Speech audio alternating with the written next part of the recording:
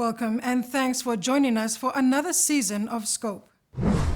For too long, the humble and caring people of Delena in the Kairuku Hiri District have been without a medical facility to cater for its people and the surrounding villages. On the 29th of January 2022, they celebrated the opening of their long-awaited aid post, refurbished and supported by Keith Iduhu and the KI Communities program. KI Communities was approached by the Delena Committee to help assist in refurbishing their aid post that had become dormant for over 10 years. The situation left the people struggling, facing countless disadvantages with a lack of medical support and supplies. From 1979 to 2012, the people of Delena and their neighbors have had to travel to Yule Island to seek medical attention, and within this period, many have lost their lives trying to reach the island. The aid post has not had a health extension officer for many years, and before the launch of this new aid post, people had to travel many kilometers and pay hefty transport fees to get across to Yule Island to receive the medical service they need. The struggle has been so much so that many have lost their lives, including expectant mothers, enduring the treacherous road they have had to travel on to reach a dinghy. They have even suffered snake bites whilst traveling, making the long trip. A day's travel on this old highway can take a toll on any able-bodied person, as the strenuous walk itself with the sun beating down can be crippling. All age groups travel the many hours to reach basic services, and now with the refurbished aid post, travel time has lessened and travel costs decreased for the people of the 6 benefiting villages of Oroi, Nabuapaka, Delena, Pokama, Nikura, and Yare. Arthur Teana, Congregation Secretary and Delena Ward 10 Community Chairman, was very grateful to lawyer Keith Iduhu and KI Communities team for agreeing to help when they were approached.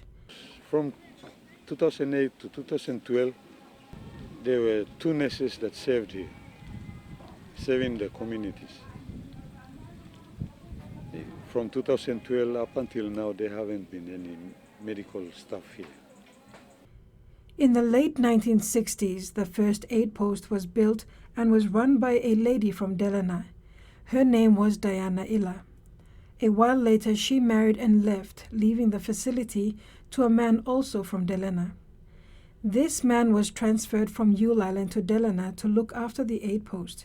He treated patients from Oroi, Nabuapaka, Delena, and Pokama, and some from Nikora as well back in 1964. Up until 1979, when he had car accident at now NCD, where NCD is, he died at the General Hospital upon arrival. So from that time, 1979 up until 2009, there was no hospital. And between that period, 1979 to 2012, many have died trying to reach Yule Island. From villages like Oroi, Nabuapaka, and Nikura, few of the travelers barely made it to Yule Island on time and would face extreme challenges before reaching the hospital. There was a woman who was bitten by a snake, and the irony of it is that they were leaving mainland Papua New Guinea to seek medical assistance on an island, and there are even more incidents as such. And there was another one last year. A lady from Bioto got married to Oroi. She had difficulties in giving birth. She was brought to Yule Island.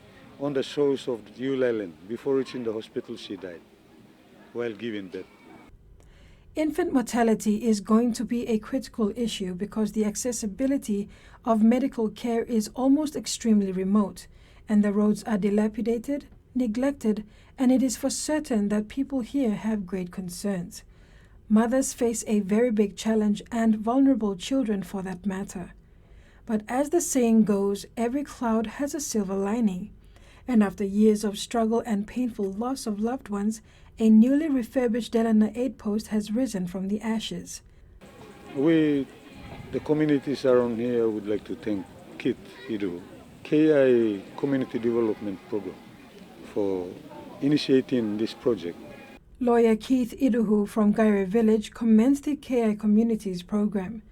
During the course of its philanthropic activities between 2019 and 2020, that they learned of a vital health facility that needed help. The travel was in response to a request for some medical equipment support for the Yule Island Health Center run by the Catholic Church. So the island is quite well serviced, and then on that very occasion we happened by the local ward member, Honorable Michael Paisi, who then expressed an interest to, and through a casual conversation, if we were minded to assist them with the refurbishment or re-maintenance or reintroduction of the rural health care here in Delena. And the strong case they made was that this facility was the only one between a number of villages, including Nikura, Pokama, Delena itself, Nabua, Yara, and Oroi. These are the catchment area that, if this maid post facility were to be reintroduced or refurbished, it would accommodate for and cater for. So what then happened is we got our former member for Ward 1 in Hiri LLG, Mr. Kemaseres, who is a builder by profession, to come by and do a scope, and just did a maintenance works terms reference, and we thought we should our committee should have a look at it. And the committee, comprising of just family members and a number of prominent people in our part of the district, decided to put their hands together and come forward. As part of their ministry, Iduhu and KI Communities team came to visit this cause, and a year later witnessed the opening of the aid post. Now, the aid post originally was completely dilapidated, empty, and unserviced. There was no medical worker, so obviously there's a breakdown in healthcare in the rural sector in Central Province. This has been the case since 2011. And so this initiative was one we thought would do great justice to our people here in Delena and the catchment area, basically around Nabua and Yare, Oroi and Nikura. So we thought this is a wise judgment to extend our resources and extend our hearts. Mr. Iduhu also hopes that more can be achieved than just opening a facility, and that appropriate authorities can incorporate into their forward planning a maternal wing facility in the near future, more so than a plan on paper. So I'm hopeful that that's going to transpire in the foreseeable future for this area. Between here and Agavaru, unfortunately, it's a 4-hour ride, as you must have now experienced, which makes your trip to most be 6 hours just one way. So you can imagine how the risk that our people face on this part of the district or the province. And we're so close to civilization, yet so very far away. Yeah.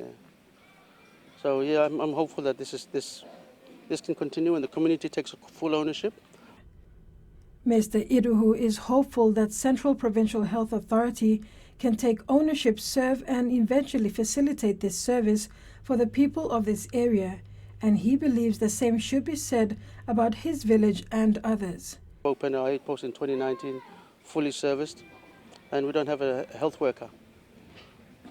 That's good. That's the same for Barakau, same for many other places. So we're hopeful that, that some common sense can prevail around this subject.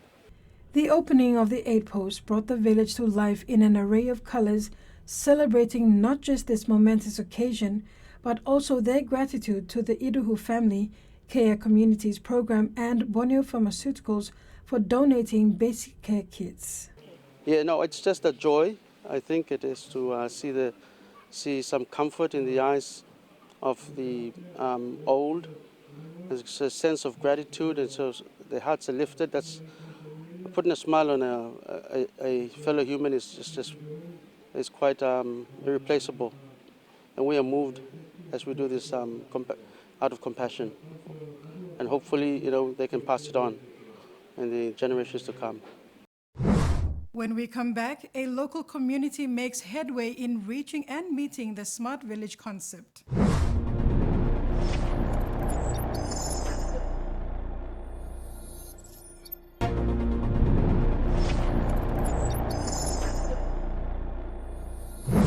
Welcome back. Intsi Village in Markham District, Morobe Province is not waiting for the government. Located in the Umi-Atzera Rural LLG, its people have constructed a road, built its elementary and primary school, and is constructing modern homes to align itself with the Smart Village concept. The Smart Village concept, which also aligns with PNG's Vision 2050 of becoming a smart, wise, fair, healthy and happy society. Apart from building modern homes, Watson said the villagers established their own road system and constructed an elementary and primary school. Pioneers from their primary school are now in their third years at tertiary institutions. In 2013, the school was registered. After they got all the infrastructure done, self-reliantly, the school was registered, and now the school is subsidized by government. After doing that, they moved to the community and concentrate on the community. We believe that in setting up the community properly, it will pave the way for the next generation to have a proper education. And we believe the education started at home. That's why we are concentrating on the family to have a permanent home, sit in a block. Every male should have a space to be at home. So we are doing 20 by 20 for every citizen of this village. It's already mapped out from all the services. We have village mapped out. The health, education, and basic government services already mapped out. Before you enter the community, you come to the commission area and to our basic government service, and then this is where the village is set. We've already elected a couple of houses for model home. As you go along, you see them displayed. And we also have a center. We call it resource center for meetings and trainings. We've already entered so many trainings so far. We have we started off with PV training to get the people mindset in line with the visions, and then we move on to the other trainings like financial literacy to equip the people with the economic activities. BSP was here. All these people, you can see them around. They all have the bank account. Father, mother, everyone has an account, and they have saved some money for their benefit. After that, we plan for everyone to have a home, so we are now concentrating on building homes. Watson attributed this to their go-getter attitude, where they initiate projects themselves instead of waiting for free handouts. We've seen the impact of it. We've seen people contributing self-reliantly and not waiting for a government. And they started doing things their own, and if the government comes in, they accept to support the program. Otherwise, people did it themselves, using their initiative and using their own resources. We covered all aspects of life. We built on community economic, community environment, community governance, and community learning. So under these 4 pillars for community development programs, we've covered the whole programs. And now we are working towards to rate them at a minimum standard policy. And maybe in 2 or 5 or 10 years' time, we should get all things done. Thank you. We got supported by LLG district. And we already captured the attention of national planning policy makers. They were here and they are looking at supporting us to get the program done to show the country about the smart, wise and vibrant community. Because of their resourcefulness, Markham MP Connie Iguan boosted their Smart Village efforts with the donation of a sawmill to cut their timber, a footbridge and an SME truck. Iguan outlined that to achieve an objective, self-confidence was paramount, and the people of Intsi had always believed in themselves. This made it possible for the community to achieve its goals together. He said communities that use their initiatives deserve the services that are delivered to them. After the break, the spirit of Hirimawale continues to thrive in the modern day. The role of young Motu Koitawan women is also being celebrated and elevated, especially in empowering them to be equal participants in the development of their society and the country.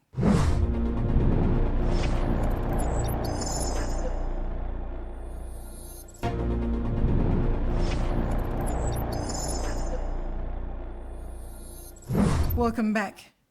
As the Lagatoi sail into Erakone, it beckons stories of old and summons renewed spirits. The Hirimawale Festival is a modern-day celebration held annually in Port Moresby to commemorate the Hiri trade.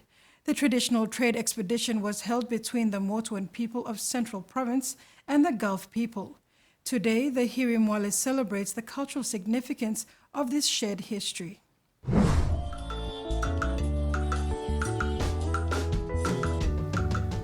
The Hirimawale Festival has become synonymous with the unique cultural values and traditional heritage of the Motu Koitabuen people.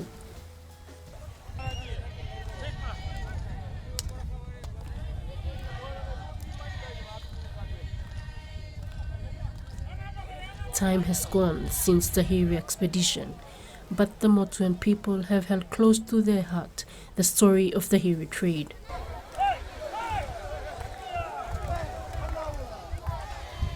The festival is held annually to celebrate the Hiri trade, the traditional values that the Motuan men and women have learnt and preserved are depicted through various activities held during the festival.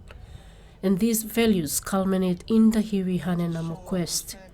For these past weeks that we have been, in preparation for this event, it was tough. It was actually tough because we didn't even have enough rest. But sacrifice is an important thing. You sacrifice, you fast, you earn it. And I actually learned a lot from this because I saw growing up, I wasn't really, I was cultural, but I didn't really know my culture that well. And entering this event, it made me realize how important my culture is. And some of us would be like, see that tattoo, doesn't look nice, but it actually has a meaning behind it. And when you know the meaning, it actually means a lot. And it's actually really nice because I learned everything from my head to my toe. I learned the meaning of every attire, every tattoo.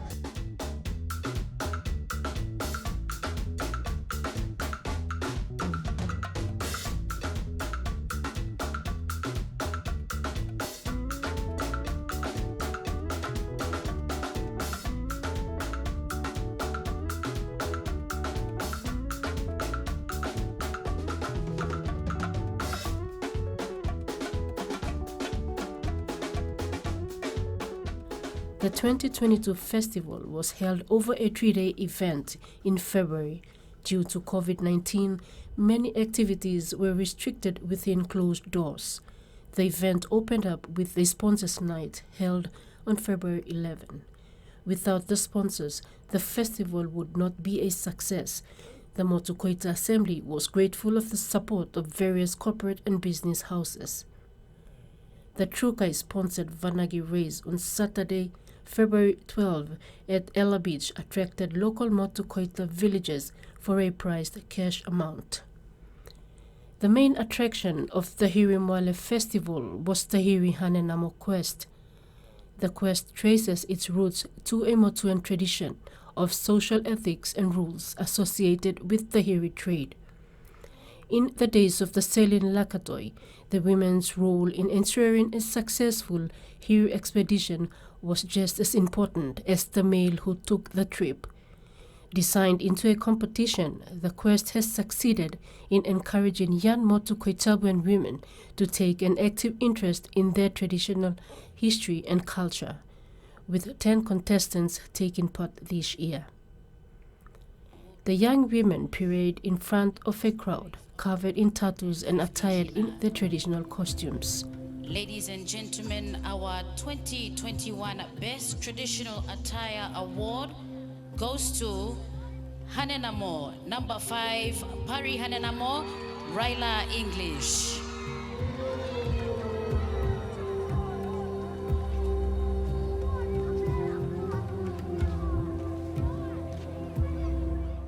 Another round of applause for the Best Traditional Attire Award given to Hanenamo from Pari, Raila English,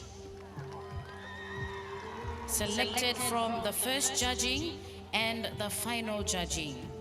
She receives a sash and a cash prize of 250 kina.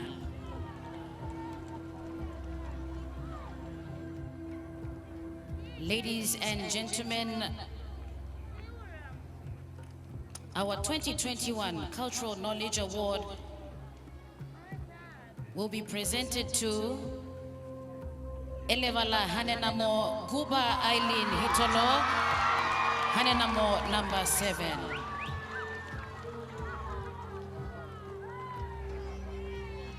The Cultural Knowledge Award is selected from the second judging at the Alibi Bar and Grill. She will receive a sash and cash prize of 250 kina.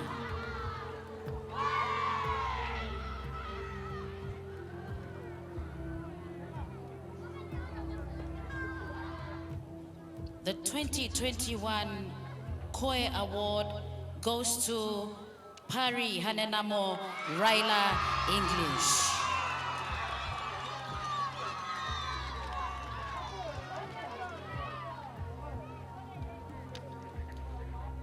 The Best Koi Award is selected from the first and final judging. Pari Hanenamo gets a sash and cash prize of 250 kina. Miss Hetura Award goes to Gaba Gaba Hanenamo Nolin Nowairi.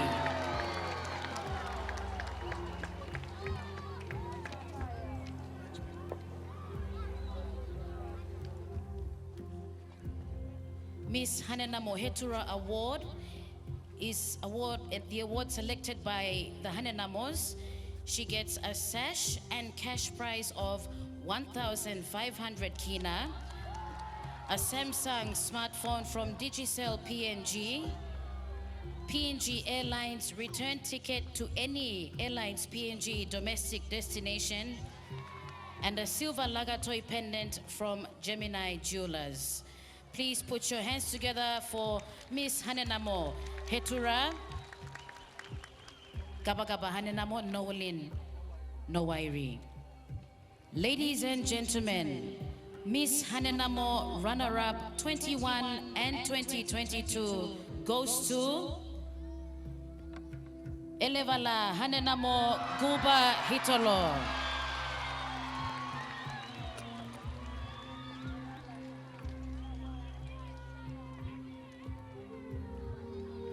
Miss Hanenamo runner-up 2021-2022 gets a sash and cash prize of 2,500 kina, a Samsung smart mobile phone from Digicel PNG, PNG Airlines return ticket to any Airlines PNG domestic destination, and a silver Lagatoi pendant from Gemini Jewelers. Before you, ladies and gentlemen, is Miss Hanenamo runner-up 2021-2022, Elevala Hanenamo Guba Hitolo. The 2021 Miss Hiri Hanenamo goes to Pari Hanenamo Lalokau Gabuna Raila English.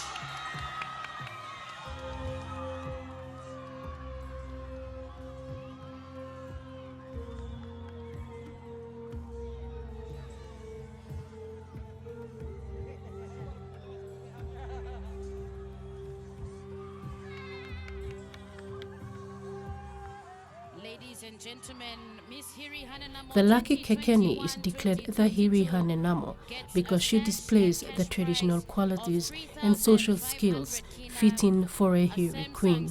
Mobile phone from Digicel PNG. PNG Airlines return ticket to any domestic destination and a gold Lagatoi pendant. Before you, ladies and gentlemen, is your 2021-2022 Hiri Hanenamo, hailing from Parihanua, Raila English. And that ends Scope this evening. A kind reminder to apply simple measures to prevent the transmission of the coronavirus. Regularly wash your hands with soap and water, cough or sneeze into your elbow, and exercise social distancing. If you are feeling sick, please stay at home.